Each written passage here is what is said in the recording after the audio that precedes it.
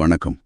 இன்னைக்கு நாம டாக்டர் திவாகர் பத்தின ஒரு ஆழமான பார்வைக்குள்ள போக போறோம். யூடியூப் சேனல்ல அவர் ஒரு இன்டர்வியூ கொடுத்திருக்காரு இல்லையா, அதை வச்சு தான் பேச போறோம்.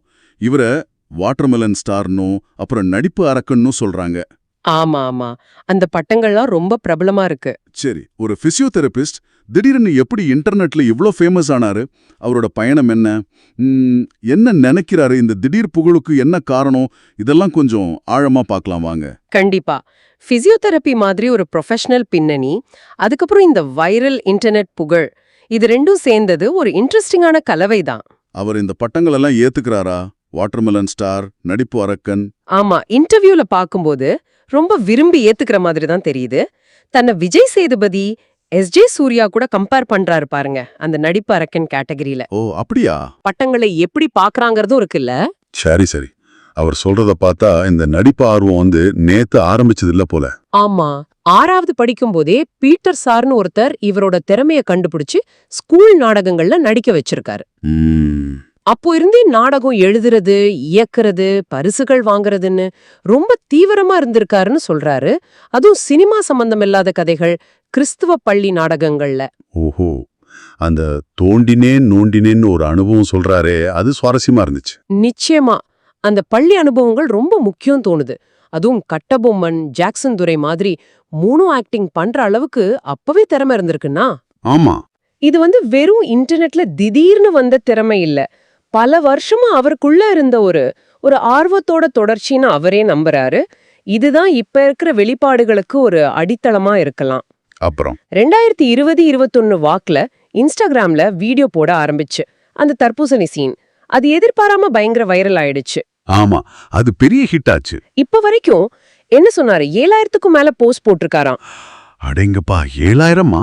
ஆமா, வெறும் 10 மாசத்திலே இன்டர்வியூ வரைக்கும் போயிருக்காரு. அப்புறம் தன்னோட பாதை மத்தவங்க மாதிரி இல்லாம நடிப்பு சார்ந்தது, ஆபாசம் இல்லாததுன்னு ரொம்ப அழுத்தமா சொல்றாரு. இந்த வேகம் ஆச்சரியமா தான் இருக்கு. சோஷியல் மீடியால எது எப்போ ஹிட் ஆகும்னு நம்மளால சொல்லவே முடியாது இல்லையா? உண்மைதான். ஆனா இவரோட விஷயத்துல ஒருவேளை அந்த பழைய நாடக அனுபவம் தொடர்ந்து அவர் இயங்கிட்டே இருந்தது, இது இந்த வைரல் தன்மைக்கு ஒரு தனித்தன்மையை கொடுக்குதோ என்னவோ இருக்கலாம். நடிப்பு பாடிய பத்தி கேட்கும்போது கூட தனக்குன்னு ஒரு ஸ்டைல் இருக்கு, யாரையும் காப்பி அடிக்கிறது இல்ல, அந்த சீனோட அதோட முக்கியத்துவத்தை உணர்ந்து பண்றேன்னு சொல்றாரு. எம்ஜிஆர் அடிவைப்பெண் காட்சி, அப்புறம் சிவாஜி கட்டபொம்மன் வசனம், இவங்கள மாதிரி செஞ்சு காட்டுறாரு. அப்புறம் வைகோவோட அந்த உணர்ச்சி வசப்பட்ட பேச்சு, கலைஞர் கருணாநிதியோட மிமிக்ரி, இப்படி எல்லாம் பண்றாரு. இதுதான் சுவாரஸ்யம் பாருங்க. ஒரு பக்கம் எம்ஜிஆர் சிவாஜின்னு அந்த கிளாசிக் சினிமா பாதிப்பு தெரியுது. ஆமா, இன்னொரு பக்கம் வைகோ மாதிரி சமகால அரசியல் மேடை பேச்சோட தாக்கமும் இருக்கு. இது ரெண்டும் கலக்கிறது ஒரு விசித்திரமான கலவையா இருக்குல்ல. ஒருவேளை இதுதான் அவர் சொல்ற தனித்துவமான பாணியோட ரகசியமோ இருக்கலாம். கூடவே கலைஞரை பத்தி பேசும்போது பிசியோதெரபிஸ்ட்களுக்கு இயன்முறை மருத்துவர்னு பேர் வச்சதுக்காக நன்றி சொல்றதையும் நம்ம கவனிக்கணும். அது அவரோட தொழில் சார்ந்த விஷயம். ஆமா, கரெக்ட். சரி, நடிப்பு ஒரு பக்கம்னா அவரோட நிஜமான தொழில் பிசியோதெரபி. அதுல அவருக்கு 12 வருஷம் அனுபவம் இருக்கு. அந்த தொழில் மேல பெரிய பெருமை இருக்குன்னு சொல்றாரு. ஒரு பெரிய மருத்துவமனை கட்டணுங்கிறது தான் அவரோட லட்சியமா. இந்த புகழ் எல்லாம் 2வது தான் நினைக்கிறாரு. இது அவரோட சுய அடையாளத்துல ரொம்ப முக்கியமான ஒரு பகுதி. அந்த டாக்டர் பட்டத்தையும் தன்னோட தொழிலையும் அவர் ரொம்ப மதிக்கிறாரு. அதனாலதான் சமூக ஊடக புகழ் வருது போகுது, ஆனா தொழிலுங்கிறது நிரந்தரம் நினைக்கிறார் போல. சரி, இப்ப சில சர்ச்சையான விஷயங்களுக்கு வருவோம். ஹீரோவா நடிக்க 35 லட்சம் சம்பளம் கேட்டதா ஒரு பேச்சு வந்துச்சு. ஆமா, அது பத்தி சொன்னாரு. அத பத்தி கேட்கும்போது, இல்ல நான் பெரிய ஸ்டார்ஸ் கூட ஒப்பிடல, ஒரு கதையின் நாயகனா வர்றப்போ என்னோட உழைப்புக்கு இது ஒரு மதிப்புன்னு நினைக்கிறேன்னு சொல்றாரு. சரி, சில சின்ன டைரக்டர்ஸ் கூட அவரை வச்சு படம் பண்ண யோசிக்கிறாங்கன்னு சொல்றாரு. அப்போ அந்த சம்பள விஷயத்துல தன்னை ஒரு கதை நாயகனா நிலைநிறுத்திக்க முயற்சி பண்றதும் அதுக்கான மதிப்பு கேட்கறதும் அவரோட தன்னம்பிக்கையையும் சினிமா ஆசையையும் காட்டுது. ஆமா. அடுத்து பிரதமர் மோடியை பத்தி பேசும்போது அவரை பிசியோதெரபிஸ்டுக்கான தெய்வம்னு சொல்றாரு. ஓ, அது ஏன் அப்படி சொல்றாரு? எதுக்குன்னா பிசியோதெரபிக்குன்னு தேசிய அளவுல ஒரு கவுன்சில் அமைச்சது, தொழிலை அங்கீகரிச்சது, அப்புறம் சட்டப்படி டாக்டர் பட்டம் பயன்படுத்த அனுமதிச்சது. இதுக்கெல்லாம் மோடி அரசு தான் காரணம்னு நம்புறாரு. ஓகே.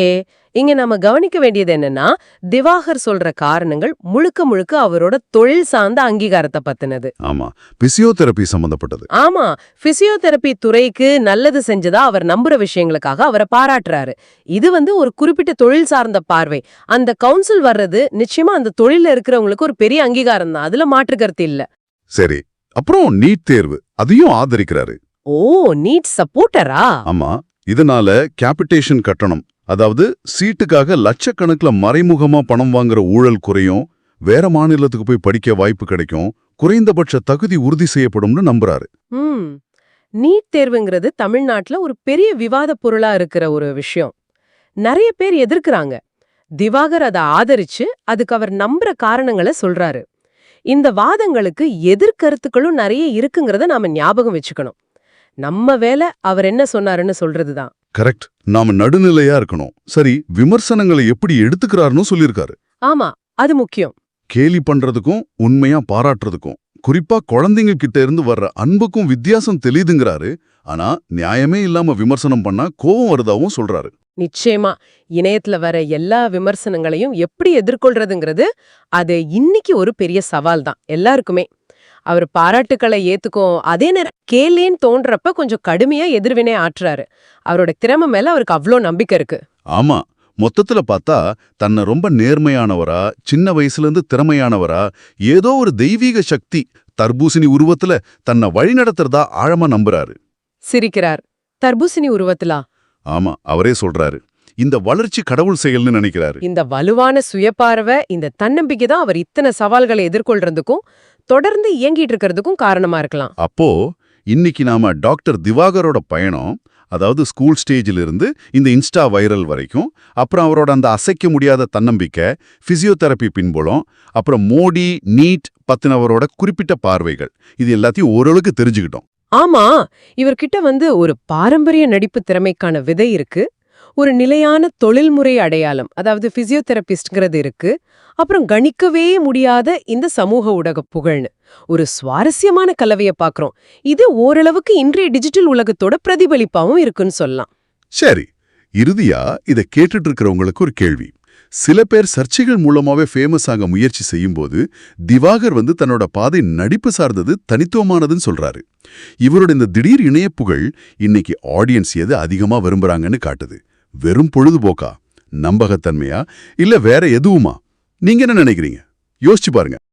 மூலம் உருவாக்கப்பட்ட இது போன்ற வீடியோக்களை தொடர்ந்து கேட்க இளமாறன் யூடியூப் சேனலை சப்ஸ்கிரைப் செய்யவும். நன்றி. வீடியோ பிடித்திருந்தால் லைக் பட்டனை அமைக்கி உங்கள் நண்பர்களுடன் பகிரவும்.